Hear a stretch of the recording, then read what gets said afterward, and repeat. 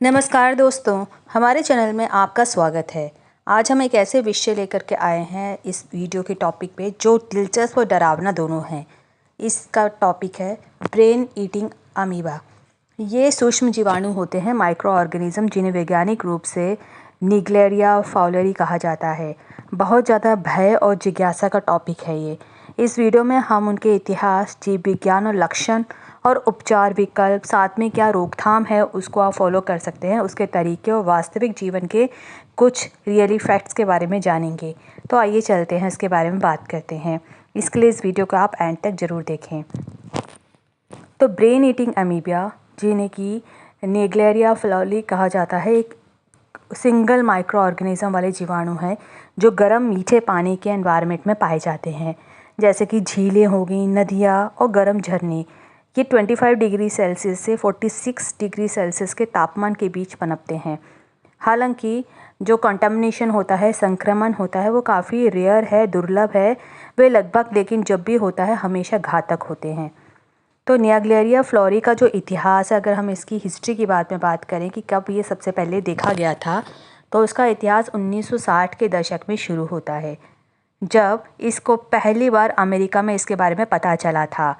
उस समय से ये विभिन्न देशों में पाया गया है। उससे पहले भी पता नहीं होता होगा नहीं, लेकिन रिकॉर्ड में सबसे पहले अमेरिका में पाया गया था।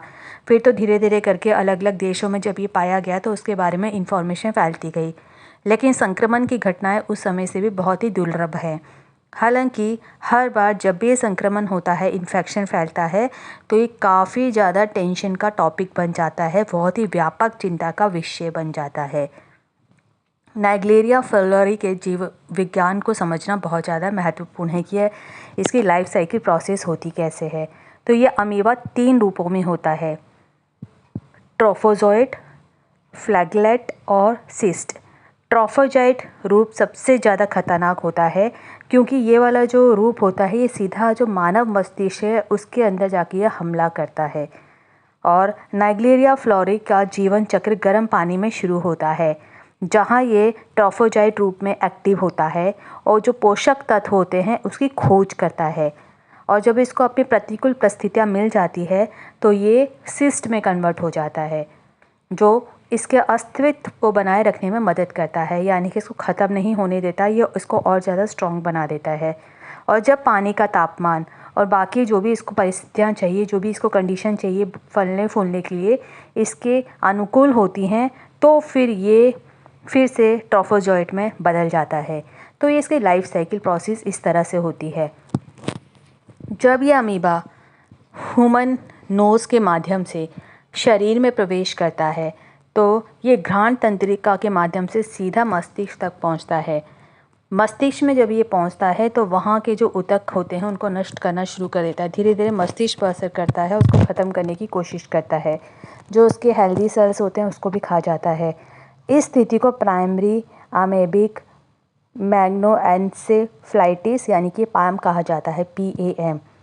PAM के लक्षण संपर्क के 1 से 9 दिन के भीतर देखे जा सकते हैं।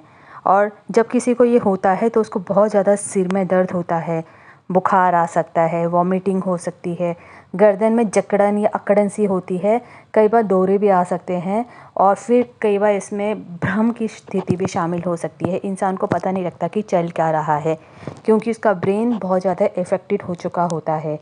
दुर्भाग्यवश ये बीमारी तेज़ी से बढ़ती है और अक्सर लगभग 5 दिनों के भीतर ही इंसान की मृत्यु भी हो सकती है। आप जानते हैं कि इस खतरनाक संक्रमण का इलाज क्या पॉसिबल है, और अगर है तो कैसे किया जा सकता है।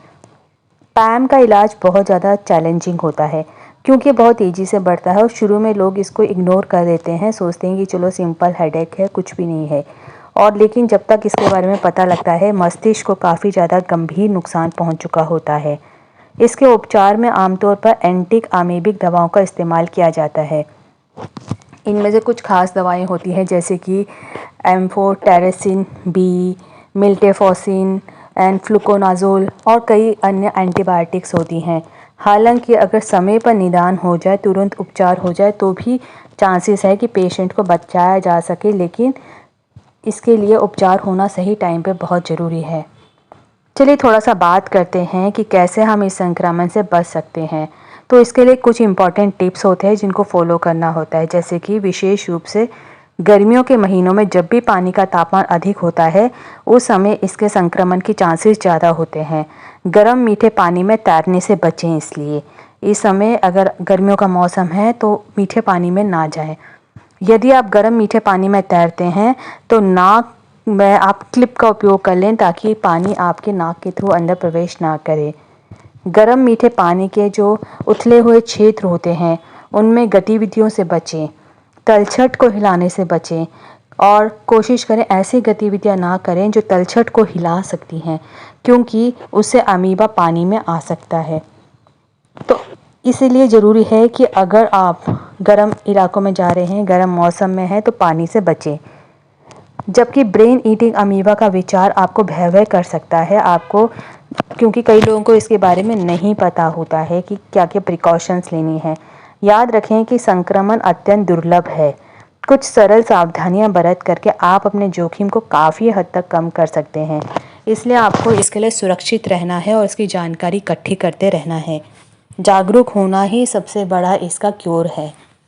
उम्मीद करते हैं आपको ये वीडियो इन्फॉर्मेटिव लगी होगी और शायद आपको भी इस अमीबा के बारे में नहीं मालूम होगा, जो कि इस वीडियो के थ्रू पता लग चुका है। इसलिए आप भी अपना ध्यान रखें, अपने बच्चों का भी केयर करने की कोशिश करें। आपको अगर किसी और टॉपिक पे इन्फॉर्मेशन चाहिए तो आप हमें कमेंट बॉक्स में शेयर कर सकते हैं। उम्मीद करते हैं वीडियो इन्फॉर्मेटिव लगी होगी, आपने इसको एंड तक देखा है और आप इसे बाकी लोगों से भी शेयर कर सकते हैं। अगर आपने हमारे चैनल को अभी तक सब्सक्राइब नहीं किया है तो प्लीज़ इसको सब्सक्राइब कीजिए, वीडियोस को लाइक कीजिए, कमेंट कीजिए, शेयर कीजिए, हमें खूब सारा प्यार दीजिए। Thanks for watching.